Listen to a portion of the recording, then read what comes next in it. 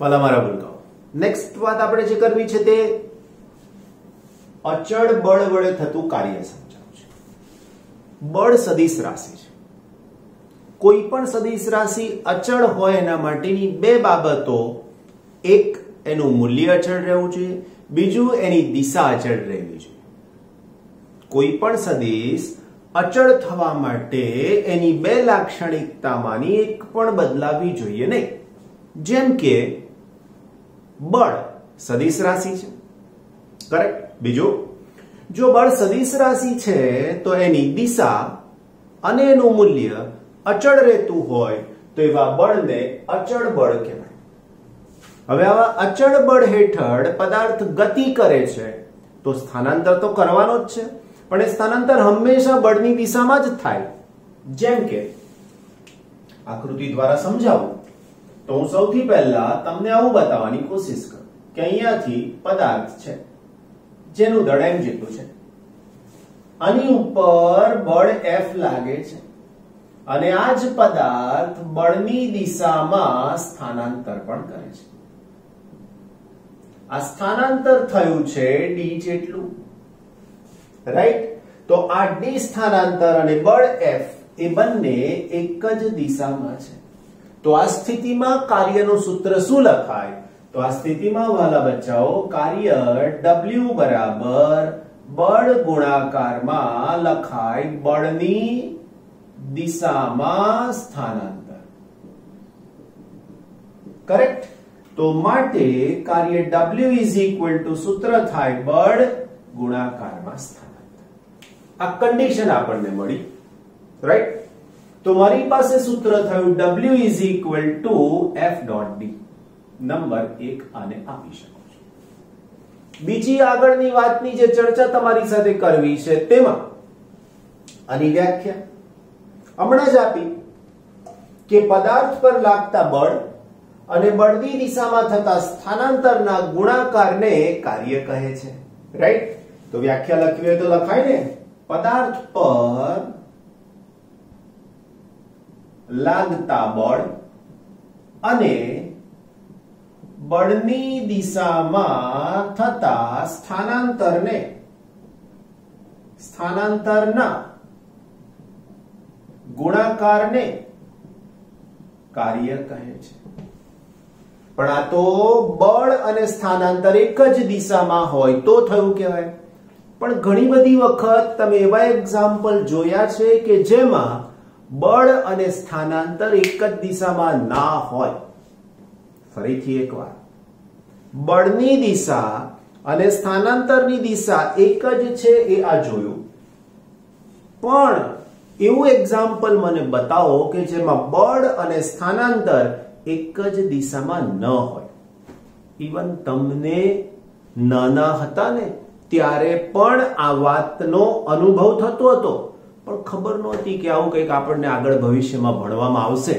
તો એ જે રીતે તમે ભણ્યા, એ જે રીતે તમે રમતા હતા, રાઈટ, બિલકુલ નાના નાના બચ્ચાઓ 2, 3, 4 વર્ષની ઉંમરના, મોટા થઈ ગયા પછી એક્ઝામ્પલ અલગ આવ્યા, પણ હાલમાં પણ એ મેમરી, સ્વીટ મેમરી તમારી પાસે છે. નાનું સરખું મજાનું તમારું બાળપણ, કેવા મજાના દિવસો હતા, ગોલ્ડન ડેઝ, પ્લેટિનમ ડેઝ. ન કોઈ ચિંતા, ન કોઈ ફિકર, ન કોઈ 11મું ધોરણ, ન કોઈ ફિઝિક્સ, ન કોઈ દિવ્યેશ સર, ન તમે. બિલકુલ એન્જોય લાઈફ. સ્કૂલ થી આયા પછી એને શાંતિથી મમ્મીને બુક આપી દેવાની, જોઈ લે મમ્મી કે આમાં હોમવર્ક શું છે. પપ્પાને તો ખબર ના હોય બિચારાને. મમ્મી જોઈ લે, આટલું લખી નાખ, લખાઈ ગયું, રમવા જાઉં છું. એને રમતા હતા શાંતિથી. અત્યારે બિલકુલ ઊંધું થઈ ગયું છે, રમવાનો તો સમય જ નથી મળતો, રાઈટ. કઈ વાંધો નહીં બચ્ચાઓ, ઘણા બધા બાળકો આમાંથી પણ સમય કાઢીને રમી લેતા હોય છે. Sports good thing. હા, ફાઇન. એક્ઝામ્પલ યાદ આવ્યું? કોઈ આટલી ચર્ચા કરીએ, સમય એનો હતો ભાઈ. આ બધી તો તમને ખબર છે. સમય તમને યાદ કરવા માટે નો આપ્યો તો મેં. યાદ કર્યો કે નહીં? કઈ વાત નહીં, તમારા દિવ્યેશ સર છે, જણાવી દેશે તમને. નાના બાળકને દોરીથી બાંધેલું એક રમકડું તમે આપી દો તો કેવી ગતિ થાય ને કઈ બાજુ ગતિ થાય, જોયું છે ને? અહીંયા કોઈક રમકડું છે, અહીંયા દોરી બાંધી દીધી છે, કઈ બાજુ ગતિ થાય? કોને મને? અહીંથી આમ ગતિ થાય છે, ઉપર આવે છે, આ રમકડું ઉપર આવે છે? ના, ગતિ તો આ જ દિશામાં થાય છે. કરેક્ટ? ઓકે, બીજું એક્ઝામ્પલ આપો. ઊંટગાડું, બળદગાડું, આ બધાની અંદર જે પેલું ઉપર ખભા ઉપર લગાડેલું છે ને ઊંટના, એ આમ ક્રોસમાં છે, જોજો. રાઈટ? એટલે બળ આમ લાગે છે. એ બળદ ભલે આમ સીધો ચાલતો હોય, ઊંટ ભલે આમ સીધું ચાલતો હોય, પણ બળ તો આમ લાગે છે. છતાં બળદગાડું, ઊંટગાડું આમ ગતિ કરે છે. આવા તમામ કેસ કે જેની અંદર આવી પરિસ્થિતિ હોઈ શકે છે. કરેક્ટ? તો આવા બધા એક્ઝામ્પલમાં બળ અને સ્થાનાંતર એક જ દિશામાં નથી. તો શું કરવું જોઈએ? અગેન સમજીએ આપણે વાલા બચ્ચાઓ. તો અહીંયા એને સમજીએ આપણે, આકૃતિ દોરીને સમજાવવાની કોશિશ કરીએ. જો હવે આ પદાર્થ પર આ દિશામાં બળ લાગ્યું. આ બળ થયું સદિશ F. સ્થાનાંતર તો આ જ દિશામાં થવાનું છે ને. તો હાલમાં પદાર્થ સ્થાનાંતર પામીને અહીંયા પહોંચ્યો. કરેક્ટ? પદાર્થ સ્થાનાંતર પામીને અહીંયા પહોંચ્યો. આ ખૂણો થીટા થઈ ગયો. કોની કોની વચ્ચેનો? તો કે સ્થાનાંતર અને બળ વચ્ચેનો ખૂણો થીટા થઈ ગયો. બળ અને સ્થાનાંતર વચ્ચેનો ખૂણો થીટા થઈ ગયો ને. તો આ બે વચ્ચેનો ખૂણો થીટા હોય તો આની સાથેનું સૂત્ર બળનો સ્થાનાંતરની દિશાનો ઘટક, જેને હું કહીશ F cos θ, સ્થાનાંતરને લંબ દિશાનો ઘટક, જેને હું કહીશ F sin θ. બે ઘટક મને મળશે બચ્ચા પાર્ટી. એક ઘટક મળશે F cos θ અને બીજો ઘટક મળશે મને F sin θ. F cos θ અને F sin θ. isn't it? બહુ સરસ. તો ગતિ તો ચાલુ જ રહેશે પછી. રાઈટ? તો અહીંયા લખી શકીએ જ્યારે બળ અને સ્થાનાંતર એક જ દિશામાં ન હોય ત્યારે કાં તો બળના સ્થાનાંતરની દિશામાં અથવા તો સ્થાનાંતરનો બળની દિશામાં ઘટક લેવો પડે. ન હોય ત્યારે બળનો સ્થાનાંતરની દિશામાં ઘટક એ ગતિ માટે જવાબદાર છે. અને ઘટક F cos θ. જ્યારે લંબ ઘટક કયો કહેવાશે વાલા બચ્ચાઓ? સ્થાનાંતર ને લંબ ઘટક. ત્યારે લંબ ઘટક F sin θ ગતિ માટે જવાબદાર નથી. રાઈટ ને? ઓકે મારા વાલા બચ્ચાઓ. માટે આ સંજોગોમાં કાર્ય બરાબર સૂત્ર શું થશે? તો કાર્ય બરાબર બળનો સ્થાનાંતરની દિશાનો ઘટક ગુણાકારમાં સ્થાનાંતર. આમાં ઊંધું ચાલે પાછું. સ્થાનાંતરનો બળની દિશાનો ઘટક. તમે આને આમ લેશો તો ચાલશે, પણ હવે પદાર્થ આમ નથી જતો ને. પદાર્થ આમ ગતિ કરે છે. એટલે આ આકૃતિ પ્રમાણે મેં આ સૂત્ર લખ્યું. તો કાર્યનું સૂત્ર વાલા મારા નાના નાના ભૂલકાઓ F cos θ અને એની સાથે D. तो F D cos θ मेरे प्यारे बच्चों. राइट? नाउ अभी क्या होगा? तुम कहो सर पाछું હિન્દી ચાલુ કરી દીધો. ના, એકાદ લેક્ચર ઇંગ્લિશ વાળું મોકલાઈશ, તમને આ મજા આવી જશે. જો તમે YouTube પર છો ને તો 12મા ધોરણના ઇંગ્લિશના લેક્ચર પણ મૂકું છું. જોજો ને, મજા આવશે. ખાલી જોવાના જ છે ને. સમજ ગેરંટી સાથે કહું છું. ગેરંટી સાથે કહું છું. ફિઝિક્સ ને કદાચ ના સમજો, પણ લેક્ચરની અંદરના વાક્યો, શબ્દો તમને બહુ મજા આવશે સાંભળવા. ચેક કરજો. દિવ્યેશ સરનું એકાદ લેક્ચર ઇંગ્લિશનું જોવાની કોશિશ કરજો. ખાલી એટલું ધ્યાન રાખવાનું કે શરૂઆતથી અંત સુધી બેસવાનું.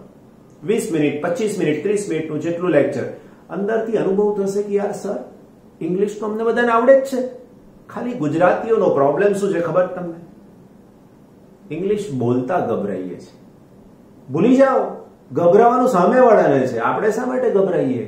સામેવાળો સાંભળે, ના ખબર પડે તેનો પ્રશ્ન છે, આપણો પ્રશ્ન નથી. સમજી ગયા ને? પણ ઇંગ્લિશ એ તમારા હાયર સ્ટડીનો એક ભાગ છે. કોલેજનો સ્ટડી ઇંગ્લિશ મીડિયમમાં હોય છે. સારું છે. ખબર પડે ઇન્ટરનેશનલી લેવલે કે તમે બહાર ગ્રેજ્યુએટ થયા પછી બી MBBS સરસ ડિગ્રી લીધા પછી બહાર જાઓ, મજા આવે તમને. ફાઇન. ઓકે, આનું પરિણામ શું મળે મારા વાલા બચ્ચાઓ? તો આનું પરિણામ થઈ ગયું દીકરાઓ દીકરીઓ, W ઇઝ ઇક્વલ ટુ સદિશ F ડોટ સદિશ T. યાદ કરો ડોટ ગુણાકાર, રાઈટ? તો આ પ્રમાણે એની સમજૂતી થઈ. બીજી વાત, કાર્યનો એકમ શું થાય? કાર્યનો એકમ શું થાય? કાર્યનું પારિમાણિક સૂત્ર શું થાય? એની સમજૂતી આપીએ તો લખીએ કાર્યનો એકમ. કાર્યનો એકમ MKS માં, SI માં નોર્મલી આપણે જૂલ લખીએ છીએ, રાઈટ? જૂલ લખીએ છીએ. ખરેખર જૂલ એટલે SI માં જ છે, MKS માં ના લખીએ. ચાલો, SI માં જૂલ છે. MKS માં લખીએ તો કેજી મીટર પર second square. MKS kg metre square second minus 2, right? આ એનો એકમ. એના પછી CGS માં એકમ, તો એને અર્ગ કહેવાય. એના પછી એનું પારિમાણિક સૂત્ર M1 L2 T-2. બેની વચ્ચેનું રિલેશન, કોની કોની વચ્ચેનું? જૂલ અને અર્ગ વચ્ચેનું.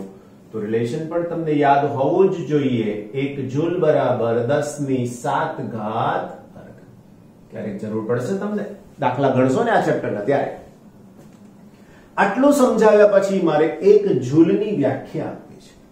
1 જૂલની વ્યાખ્યા અહીંથી મળી જાય. જાતે બનાવવાની કોશિશ કરશું તો પણ મળી જશે. આ જવાબ 1 જૂલ, આ બળ 1 ન્યૂટન, આ સ્થાનાંતર 1 મીટર. That's it. જો કોઈ પદાર્થ પર 1 ન્યૂટન બળ લગાડતા તેનું સ્થાનાંતર 1 મીટર થાય તો થયેલું કાર્ય, બોલો બોલો, અરે વાલાઓ, 1 જૂલ કહેવાય. કરેક્ટ? ફરીથી એકવાર, જો કોઈ પદાર્થ પર 1 ન્યૂટન બળ લગાડવામાં આવે અને તેનું સ્થાનાંતર 1 મીટર થાય તો તે પદાર્થ પર થયેલું કાર્ય 1 જૂલ કહેવાય. મેં વ્યાખ્યા ગોખી નથી, વ્યાખ્યા અહીંથી બનાવી. ક્યારેય ગોખવાની નહીં વસ્તુ, આવી સરસ મજાની નાની નાની વસ્તુઓ મગજમાં મૂકી દેવાની. બળ 1 ન્યૂટન, સ્થાનાંતર 1 મીટર, કાર્ય 1 જૂલ. વાત પૂરી. સમજાઈ ગયું ને? બસ, તો જલસા કરો. ઓકે, તો વ્યાખ્યા આપણે લખી શકીએ એમ છીએ. એના પછી નવા ટોપિકની અંદર આ જ થિયરીનો ટોપિક છે. નંબર 1, કાર્ય ધન અથવા તો ધન કાર્ય ક્યારે? પ્રશ્ન છે આપણો ધન કાર્ય. તો જો મારી પાસે જે સૂત્ર છે W is equal to F D cos θ. તો ધન કાર્ય માટે આ ખૂણો 0 થી વધારે અને 90 થી ઓછો હોવો જોઈએ તો કાર્ય ધન મળે, રાઈટ? તો શું કહી શકીએ અહીં આપણે? જો થીટાનું મૂલ્ય 0 થી 90 ડિગ્રી વચ્ચે હોય તો cos થીટા ગ્રેટર ધેન 0 થાય, માટે કાર્ય ધન મળે. That's it. ઉદાહરણ, તમે કોઈક વસ્તુને ધકેલી રહ્યા છો તો બળ અને સ્થાનાંતર એક જ દિશામાં છે. એન્જિન વડે વ્હીકલ પર લાગતું બળ પણ એ જ દિશામાં છે. એક્ઝામ્પલ આપી શકાય. હાથમાંથી છોડી દીધેલો પદાર્થ, ફેંકેલો નહીં, છોડી દીધેલો પદાર્થ, તો ગુરુત્વાકર્ષણની અસર નીચે છે ને સ્થાનાંતર પણ નીચે થાય છે. બધા જ એના એક્ઝામ્પલ છે, રાઈટ? એક્ઝામ્પલ લખીએ તો ગુરુત્વાકર્ષણ બળની અસર હેઠળ થતું મુક્ત પતન, બરાબર છે, રાઈટ? એના પછી બળની દિશામાં સ્થાનાંતર કોઈ પણ પદાર્થ કરે તો પણ કાર્ય ધન કહેવાય. જો થીટા ઇઝ ઇક્વલ ટુ 0, જો થીટા ઇઝ ઇક્વલ ટુ 0 તો W is equal to F into D બરાબર W maximum, right my dear friends? Now next number 2, કાર્ય ઋણ ક્યારે મળે?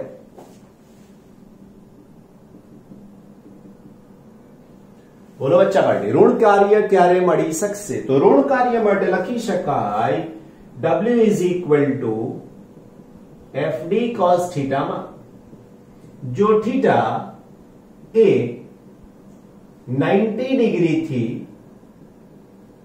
180 ડિગ્રી વચ્ચે હોય તો cos થીટા ઋણ થાય, આમાં cos થીટા ગ્રેટર ધેન 0, આમાં cos થીટા લેસ ધેન 0 થાય, માટે કાર્ય ઋણ થાય. એટલે તમે બળ આમ લગાડો, સ્થાનાંતર આમ થાય, સ્થાનાંતર આમ થતું હોય ને બળ આમ લગાડો તો વિચાર આવે કે સર આવું તો ક્યાં થાય, હું ધક્કો આમ મારું ને આમ પાછું આવે, થાય ને 100% થાય. બ્રેક લગાડો છો તો બ્રેક લગાડવાનું બળ એ વેહિકલ પર કઈ દિશામાં લાગે? ગતિની વિરુદ્ધ દિશામાં. થઈ ગયું ને? કયું બળ લાગ્યું? ઘર્ષણ બળ. યસ, આનું બેસ્ટ એક્ઝામ્પલ. ઘર્ષણ બળની અસર હેઠળ, ઘર્ષણ બળની અસર હેઠળ થતું કાર્ય ઋણ છે. That's it. Right? ઘર્ષણ બળની અસર હેઠળ થતું કાર્ય ઋણ છે. Okay, fine. Now, આની જેમ જો theta is equal to 180 degree તો W is equal to minus FD. કેમ? કારણ કે cos 180 minus 1. આ ઋણ દિશાની કોના કારણે આવી ખબર તમને? તો અહીંયા લખો FD cos 180 minus FD. તો આ કાર્ય ઋણ મેક્સિમમ થયું. મેક્સિમમ ખરું પણ minus. Correct. Number 3 my dear friends, શૂન્ય કાર્ય. આની શરત બહુ જ અગત્યની છે, બહુ બધી વાર પૂછાય છે. સૌથી પહેલા શૂન્ય કાર્ય માટે શું હોય? તો નંબર 1, પહેલી કન્ડિશન, તમે બળ જ ના લગાડો તો કાર્ય કેટલું થાય? 0. રાઈટ? જો F બરાબર 0, એનો મતલબ કે જો પદાર્થ પર બળ જ ન લાગે તો કાર્ય 0 થાય. રાઈટ? નંબર 2, નંબર 2, બળ લાગે પરંતુ સ્થાનાંતર ન થાય તો પણ કાર્ય શૂન્ય. સમજાઈ ગઈ વાત? લા, ખબર પડી ને? તમારા ઘરમાં દિવાલ છે, મજબૂત હોવી જોઈએ. તમે ધક્કો મારો, પછી માટીની દિવાલ હોય, બરાબર ના હોય, જૂની થઈ ગયેલી હોય, ધક્કો મારો પડી જાય. એટલે એવી નહીં, મજબૂત દિવાલ, ધક્કો મારો, ખસતી નથી, બળ તો લગાડ્યું, ખસ્યું નહીં, સ્થાનાંતર થયું નહીં, તો કાર્ય 0. Correct? Now my dear friends, number 3. Number 3 example સરસ મજાનો આકૃતિ દોરી નાખો.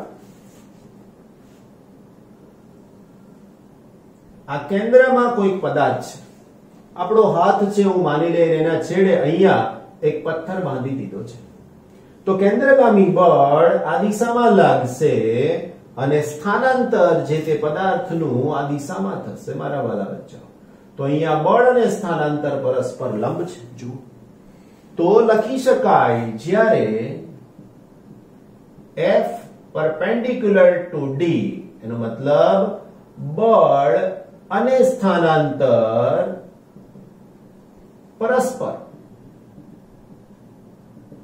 લંબ હોય તો કાર્ય શૂન્ય થાય. અને એક્ઝામ્પલ તમે લખી શકો છો. બધું ડિટેલ હું બોલી તો જાઉં છું, બબ્બે વખત બોલું છું. તમારી લાગણીને ધ્યાનમાં રાખીને થોડું ઘણું લખવાનું પણ શરૂ કર્યું મેં. ફાઇન. પહેલું એક્ઝામ્પલ, પૃથ્વી, આ સૂર્ય છે, પૃથ્વી સૂર્યની આસપાસ ભ્રમણ કરે છે, કોઈ કાર્ય થતું નથી, 0 કાર્ય. કારણ સૂર્ય કેન્દ્રમાં છે, પૃથ્વી છે. લખી શકો ઉદાહરણમાં. બીજું, ન્યુક્લિયસમાં પ્રોટોન ન્યુટ્રોન છે અને ન્યુક્લિયસની આસપાસ ઇલેક્ટ્રોન ભ્રમણ કરે છે, ક્યારેય ઇલેક્ટ્રોન થાક્યો નહીં, ગતિ કર્યા જ કરે છે, ત્યાં કાર્ય શૂન્ય થાય છે. કાર્ય શૂન્ય એટલે ઉર્જાનો વ્યય થતો જ નથી, એટલા માટે આ ઘટના શક્ય છે. રાઈટ? આવા બધા એક્ઝામ્પલ, રિયાલિસ્ટિક એક્ઝામ્પલ તમને ક્યારે આમ જાણવાનું મન થાય કે પૃથ્વીને આ ફરવાની ઉર્જા આપે છે કોણ? તો કે ગુરુત્વાકર્ષણ બળ. હવે જો ગુરુત્વાકર્ષણ બળ એકલું જ લાગતું હોત તો પૃથ્વી સીધી અહીં આવી જાય કે નહીં? થાય કે નહીં? પણ એને કેન્દ્રથી દૂર લઈ જતું બળ લાગે છે, અને આ બે બળનું પરિણામ આ બાજુ સ્થાનાંતર. આ બધું ફિઝિક્સ છે, સરસ મજાનું ફિઝિક્સ જાણવાની બહુ જ મજા આવે, બહુ જ મજા આવે. આવી બીજી એક વાત કહું તમને. જો પૃથ્વી ભ્રમણ કરે છે, હા કે ના એવું કહેવાનું. પૃથ્વી ભ્રમણ કરે છે કે નહીં? હા કે ના? હા. હવે આમ ફરે છે, તમારે અમેરિકા જવું છે, ફરીથી તમારે અમેરિકા જવું છે. પૃથ્વી ભ્રમણ કરે, તમે પૃથ્વીની આમ બહાર નીકળી ગયા, અમેરિકા આવ્યું. આવું થાય? ના થાય. કેમ? શોધી લાવો જવાબ. કેવો સરસ મજાનો ફિઝિક્સનો જવાબ છે. પ્રશ્ન છે, જવાબ તમારે લાવવાનો છે, એટલે જવાબ છે એવું કીધું. ઓકે, તો આ બધી કન્ડિશનમાં કાર્ય કેટલું થઈ ગયું? શૂન્ય. કરેક્ટ? તો જ્યારે F અને D પરસ્પર લંબ હોય ત્યારે કાર્ય શૂન્ય થાય. હજુ એક ચોથી કન્ડિશન તમને આપું, સમજાય એવી એકદમ સરસ મજાની વાત. પદાર્થ જ્યારે સંતુલનમાં હોય ત્યારે પદાર્થ પર બે સમાન મૂલ્યના, બે ના લખીએ, પદાર્થ પર લાગતું પરિણામી બળ શૂન્ય હોય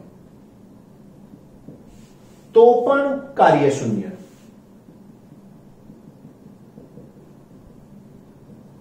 જેમ કે મારી પાસે આવી એક દોરી છે અને આ દોરીને છેડે એક પથ્થર બાંધી દીધો છે, તો આ પથ્થરનું સ્થાનાંતર, બ્લોકનું સ્થાનાંતર નહીં તો નીચે નહીં તો ઉપર થતું નથી, ક્યાંય કોઈ બાજુ નથી થતું. એનો મતલબ કે આનું વજન બળ mg અને આનું તણાવ બળ T સમાન મૂલ્યના પરસ્પર વિરુદ્ધ દિશામાં સ્થાનાંતર શૂન્ય. તમે બેઠા છો તમારી જગ્યા ઉપર તો ત્યાં પણ આ સેમ કન્ડિશન છે, પરિણામી બળ શૂન્ય છે. કરેક્ટ? કોઈ કન્ડિશન બદલાય તો કાર્ય થાય, ના બદલાય તો કાર્ય શૂન્ય. કરેક્ટ? તો આ બધી જ સમજૂતી તમારી પાસે કાર્યની સાથે સંકળાયેલી છે. અચળ બળની કન્ડિશન આપી તમને. કઈ કન્ડિશન? એની દિશા અને એનું મૂલ્ય અચળ રહેવું જોઈએ. અહીંયા ત્રણ ભાગ થયા થિયરીના. એક જ પરિમાણમાં ગતિ, બળ અને સ્થાનાંતર ના એક દિશામાં ના હોય એવી ગતિ, અને આ બધા એના સ્પેશિયલ કેસીસ અને એની સાથે એના એકમ અને એના કન્વર્સન્સ. કાર્યના બીજા એકમ પણ છે પાછા, હું જૂલ, અર્ગ, ઇલેક્ટ્રોન વોલ્ટ અને કાર્યની સાથે સંકળાયેલો ઉર્જાનો બીજો પણ એકમ છે જેને આપણે નામ આપીએ છીએ કેલરી. આગળ આવશે ફિઝિક્સના દાખલામાં ત્યારે પાછા સમજાવીશું. ચાર એકમ અર્ગ છે, જૂલ છે, કેલરી છે, ઇલેક્ટ્રોન વોલ્ટ છે. કરેક્ટ? આવા ઘણા બધા બીજા પણ એકમ આગળ આવતા જશે, જોતા જઈશું.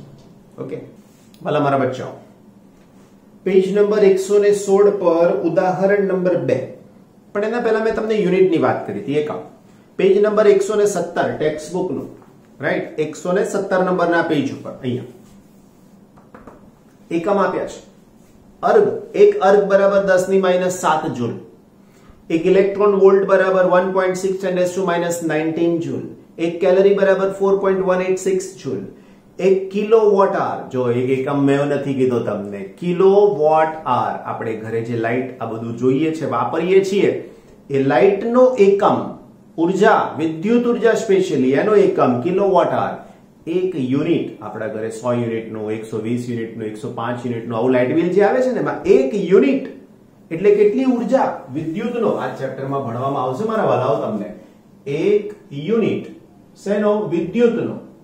એક યુનિટ બરાબર 1 kilowatt hour. Kilowatt hour is equal to 3.6 into 10⁻⁶ joule. Right? આટલી ઉર્જા વાપરીએ તો એક યુનિટનો વપરાશ થયો છે એવું કહી શકાય. એક યુનિટનો વપરાશ કર્યો છે એવું આપણે કહી શકીએ. સમજાઈ ગઈ મારી વાત? ક્લિયર? બહુ સરસ. ઓકે, તો હવે આપણે જઈએ પાછા આપણા ઉદાહરણ નંબર, કયું છે? 6.2 રાઈટ ને 6.2 જોઈએ શું કહે છે આપણે જાણીએ છીએ કે વરસાદનું ટીપું નીચે તરફ લાગતા ગુરુત્વાકર્ષણ બળ અને વિરુદ્ધ દિશામાં લાગતા અવરોધક બળની અસર હેઠળ પડે છે સાચી વાત અવરોધક બળ ટીપાની ઝડપના સમપ્રમાણમાં હોય છે જે સામાન્ય રીતે જાણી શકાતું નથી ખબર ના પડે કે કેટલું અવરોધ બળ લાગે છે ગણવું કેવી રીતના તો એની રીત છે કે 1 ગ્રામ દળનું એક ટીપું પાણીના ટીપાનું દળ જેને કહેવાય m બરાબર 1 ગ્રામ 10⁻³ કિલોગ્રામ રાઈટ 1 કિલોમીટરની ઊંચાઈએથી પડે છે h બરાબર 1 કિલોમીટર બરાબર 10⁻³ મીટર ઊંચાઈએથી પડે છે તે જમીન પર 50 મીટર પ્રતિ સેકન્ડની ઝડપથી સ્પર્શે છે ટીપાની ઝડપ v is equal to 50 metre પર સેકન્ડ રાઈટ સ્પર્શે છે ગુરુત્વાકર્ષણ બળ વડે થયેલું કાર્ય કેટલું હશે અજ્ઞાત અવરોધક બળ વડે કેટલું કાર્ય થયું હશે કરેક્ટ સમજવાની કોશિશ અલગ અલગ રીતે કરવાની છે સૌથી પહેલો પ્રશ્ન છે ગુરુત્વાકર્ષણ બળ વડે થયેલું કાર્ય તો અહીંયા હું લખું ગુરુત્વાકર્ષણ બળ વડે થયેલ કાર્ય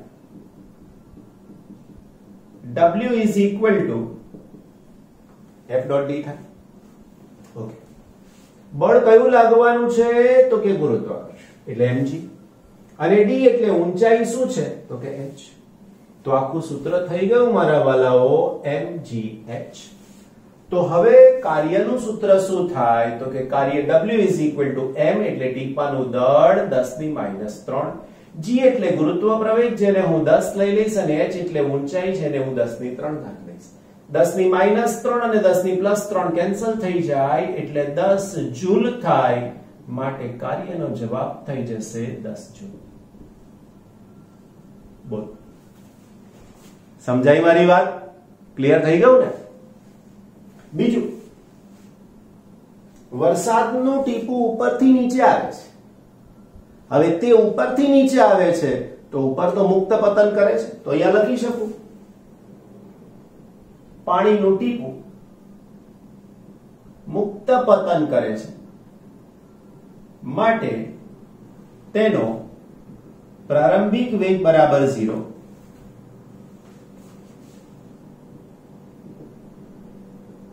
અંતિમ વેગ બરાબર v છે જે આપણને આપેલું છે માટે ગતિ ઉર્જાનો ફેરફાર બરાબર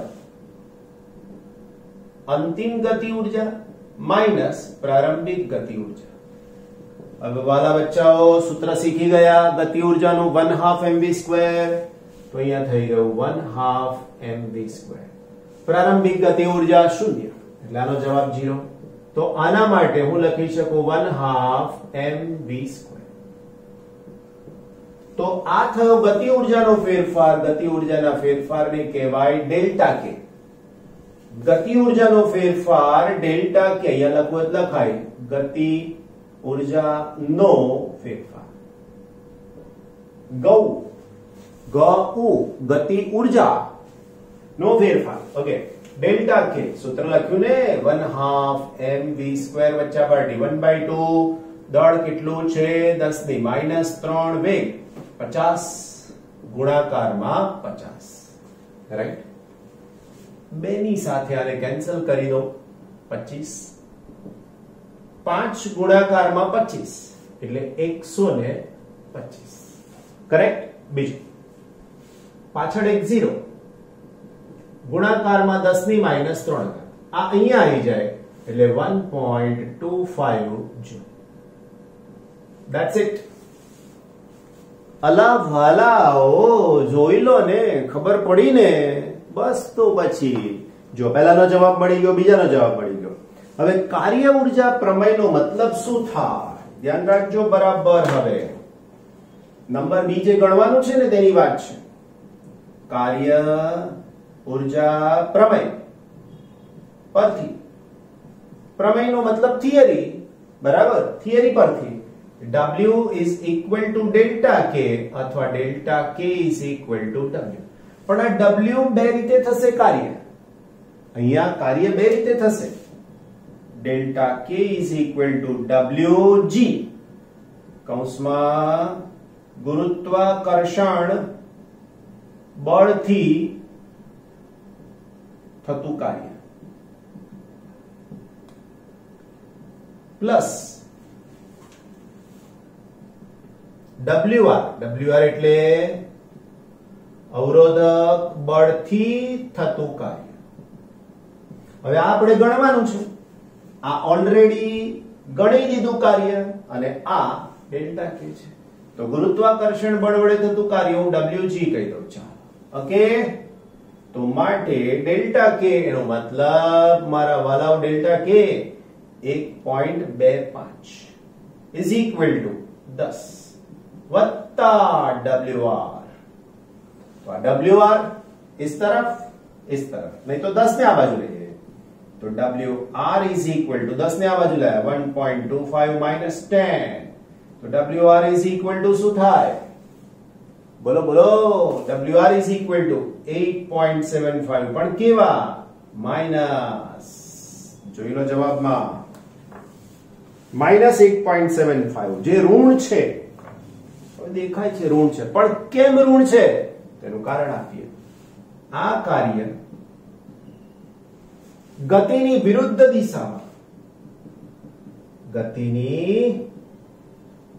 દિશામાં લાગતા હવાના ઘર્ષણને કારણે થાય છે. માટે ઋણ છે. વિચાર કરી લો કે જો ઘર્ષણ બળ ના હોત મારા વાલા ભૂલકાઓ, તો આ વરસાદના ટીપામાં આપણે ચાલતા જતા હોત ને તો માથામાં ને હાથમાં ને પગમાં જે છાંટા પડતા ને ત્યાં ગોબા પડી જતા આપણને. જોઈ લો 10 જૂલ કાર્ય એટલે વેગ કેટલો થાય વિચાર કરી લેજો. આ અહીંયા 50 વેગ છે તો આટલા જૂલ છે. તો આ તમારે વેગ 4 5 6 કેટલા ગણો થાય જોઈ લેજો ગણતરી કરી. આના કરતા 4 ગણો વેગ સમજી લો. 4 ગણામાં તો 5 જ થશે અને એટલે 8 ગણો વેગ. વિચાર કરો 50 ગુણાકારમાં 8. એટલા માટે હવાનો અવરોધ જરૂરી છે. બાકી વરસાદના ટીપા બહુ વાગે. Right? Okay, thank you so much. Keep watching, complete watching. કોને મને નહીં વાલાઓ, તમારા લેક્ચરને શાંતિથી જુઓ, પૂરેપૂરું જુઓ. ફિઝિક્સ આવડશે જ તમને. હું તમારી સાથે છું. કરેક્ટ? ફાઇન. Take care.